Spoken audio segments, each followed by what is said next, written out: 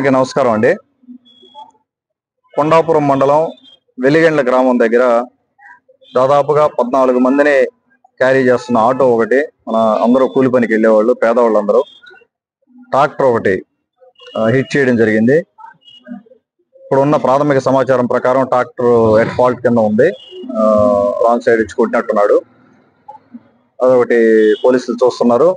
ఒకరు చనిపోయారు, ఇంకొకరికి సీరియస్ గా ఉంటే నెల్లూరు గవర్నమెంట్ హాస్పిటల్ కి తరలించడం జరిగింది. ఇంకా కొంతమందికి ఇంజరీస్ అయినాయి, సివియర్ ఇంజరీస్ అయినాయి. వాళ్ళు ప్రైవేట్ హాస్పిటల్ ఉంటే అక్కడికి వెళ్ళి వాళ్ళని కూడా చూడడం జరుగుతూ ఉంది. ప్రతి ఒక్క ఫ్యామిలీకి అండగా ఉండడం జరుగుతూ ఉంది. వాళ్ళ కొడుకుతో మాట్లాడడం జరిగింది. నేను ఆ ఫ్యామిలీకి అండగా ఉంటాము. అలాగే మన ముఖ్యమంత్రి వర్యులు చంద్రబాబు గారి దృష్టి కూడా తీసుకెళ్తాం.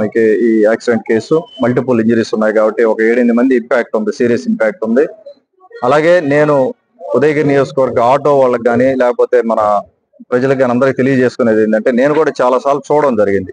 ఒక్కొక్క ఆటోలో 14 కాదు ఇంకా ఎక్కువ మందిని కూడా చూడడం జరిగింది. చాలా సార్లు వార్న్ చేయడం కూడా జరిగింది. అంతమందిని క్యారీ చేయమాకండి, చేయకూడదు అని చెప్పి. ఆటో కెపాసిటీని బట్టి క్యారీ చేయండి. ఏదైనా ఒకరో ఇద్దరు ఎక్కువ చేయాలి కానీ మరి 14 మందిని పెట్టి ఏ రోజున ఏం జరగద్దో తెలియదు, ఎవరికి తెలియదు. ఆటో అయినా ఒక్కోసారి పక్కకు పడిపోయే పరిస్థితి ఉంటుంది, రోడ్లు బాగాలేక. చేయొద్దని మాటికి చెప్తా ఉన్నాను. అది డిపార్ట్మెంట్ వాళ్ళు కూడా నేను క్లియర్ గా ఒకసారి మీరు చూస్తా ఉన్నాను ఇన్స్ట్రక్షన్స్. నేను కూడా ఆగి రోడ్డు మీద చాలాసార్లు చెప్పడం జరిగింది. సో ఎప్పటికైనా కూడా ఇది ఇబ్బందికరమైన వాతావరణం. ఇది వాళ్ళందరికీ నా ప్రగాఢ సానుభూతి తెలుపుకుంటూ, చనిపోయిన ఆమె కుటుంబానికి కానీ, ఇంకొకరు గవర్నమెంట్ హాస్పిటల్లో ఉన్న నెల్లూరులో ఆమెకి మానిటర్ చేసి దగ్గరుండి చూడడం జరుగుతూ ఉంది. మిగతా వాళ్ళందరికీ కూడా తెలుగుదేశం పార్టీ కానీ నేను కానీ అందరం అండగా ఉంటాం. అలాగే మన డిఎస్పీ గారు కానీ ఆర్డీఓ గారు కానీ ఇమీడియట్ గా మనం చెప్పడం జరిగింది. వారు కూడా వచ్చి దీన్ని మానిటర్ చేస్తా ఉన్నారు.